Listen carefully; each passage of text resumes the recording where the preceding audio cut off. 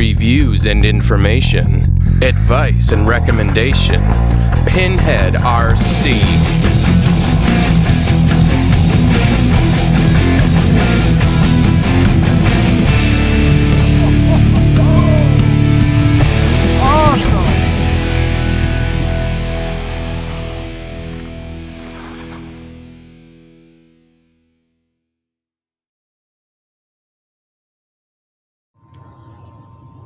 Welcome to Pinhead RC.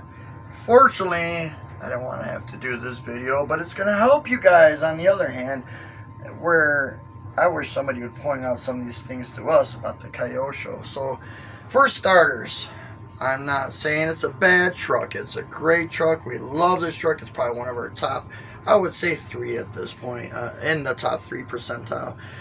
The body is very weak, you guys. Very weak. First couple times of taking it out, I wish I would have did what I've seen so many people do with their bodies, but you take drywall tape. Very important. Please, I'm begging you. It's up to you, but buy the drywall tape and shoe glue. We'll try to leave links where we bought ours on Amazon, and you apply the it's adhesive, of course, down, do multiple layers, and then the shoe glue goes right over it. You can use a paintbrush, you can use rubber gloves on your hand, and spread it out evenly amongst the fiber tape or fiberglass drywall tape, excuse me. I took it a step further. Me and Sarah took it a step further. We put metal, which is real thin. You don't want to get too heavy because, again, you'll be weighing it down. Shocks, wear and tear, might even be top heavy. We took thin metal and cut it to the dimensions of the outside wall. And as you can see, I bolted it with the common, I believe they're 3mm screws with the 4mm nuts and washer on the side. I put metal on the sides, the metal on the back. This is after the shoe glue and the shoe glue and nose glue, excuse me, and the drywall tape.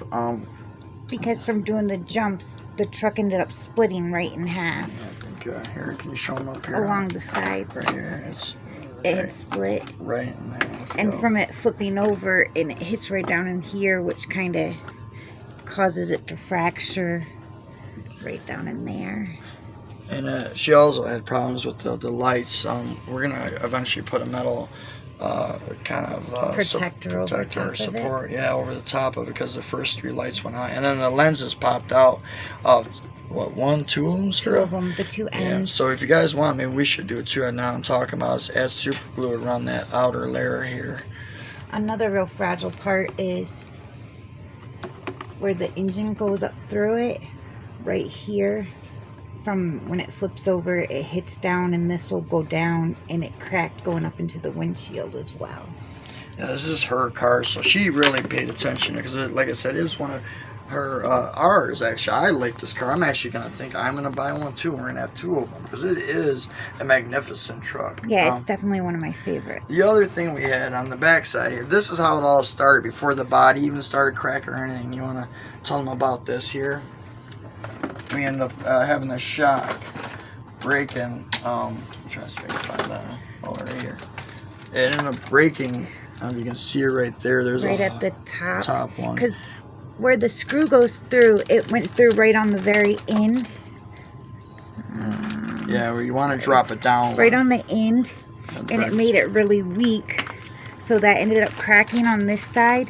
And what we did is we tried gluing it. We tried gluing it first, and that didn't work. And then he ended up moving them back one into the middle so that it's... This is the part, you guys, not as weak. That she's talking about right here. It was on the very... Can you see that?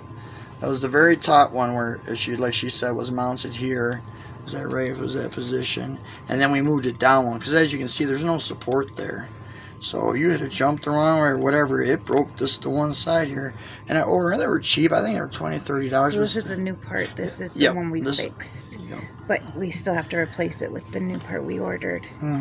Right now it seems to be doing fine. I think we'll just wait. It's up to her. But it's going great now. Like she said, we tried gluing it. It didn't work. We tried JB weld. That didn't work. For a little bit, but then it broke again. And so, okay, that was like 2 issues there. The third issue, I would say, that we've came across. How long have we owned this now? It came a little bit after Christmas, yeah, because it was on back order. So now we're on February, or the second week of February.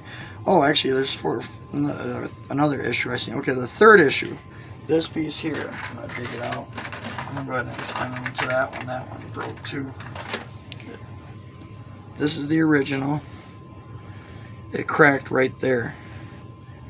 I'll tell you what, guys, I could not find this part. I could not find this part. I did find it. It was the whole linkage set on eBay. Only one person had it for 20 bucks. They're changing. A lot of people are changing this over to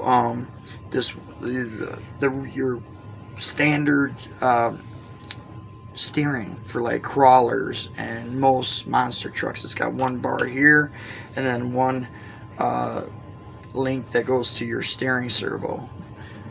So anyhow, I couldn't find this piece. I had a hard time. I found one, like I said, looking at everywhere. Amazon, eBay, Mercari, you name it. Other Tower Hobbies, all those places. Horizon.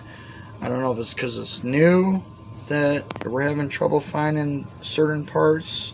This one especially. But what I ended up doing is taking a piece of aluminum. You can get 2 pieces on Amazon. They come like this. What was it, sir? About 20 bucks or something, 10 bucks, 15 bucks for 2 of them, about 1/8 inch thick. And what we did is we took it and we outlined it. Let's get a little marker and kind of give you guys an idea. Right here. We end up outlining it. Of course, you want to go towards the end so you can use the aluminum for something else. And then you basically outline it. Oh, a little wide there. So he had to make one for the truck, Yeah. which turned out really good, and it's been working perfect since he redid it. Right there. And then you cut that out. Or you can drill your holes first, but use this old piece, if yours is still intact, and use it as a template. And then you can drill your holes through this so they all match up. And as you can see, it did turn out perfect. I mean, she's been jumping it a lot, and we have not had any issues. Again, if you want, you can message me. If you maybe need some kind of help, we'll be willing to help you guys. I can make you one.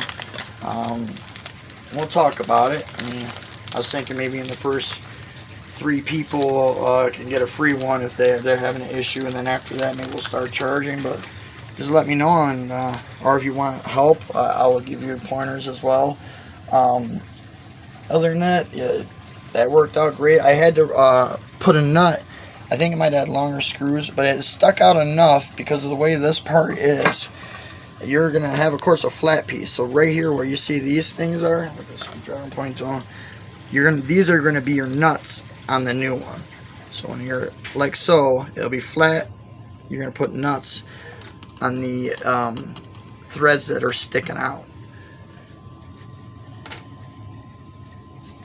And as you can see, let's do give them a show on these turns good. So that was, the body was 1. 2 was the can't remember the part as I say it on here, where the shock mounts are, and then 3 was the steering link, a part of the steering linkage. 4th thing. So I don't know if you guys notice when you're driving, are you having problems with your steering and you always constantly have to play with your steering trim? We did, and it happened quite often. I actually started to play with stuff back here, thinking it might have been that, tightening, loosening. I loosened something here. It wasn't that. This piece right here, this black piece with the 4 screws. There's 4 screws.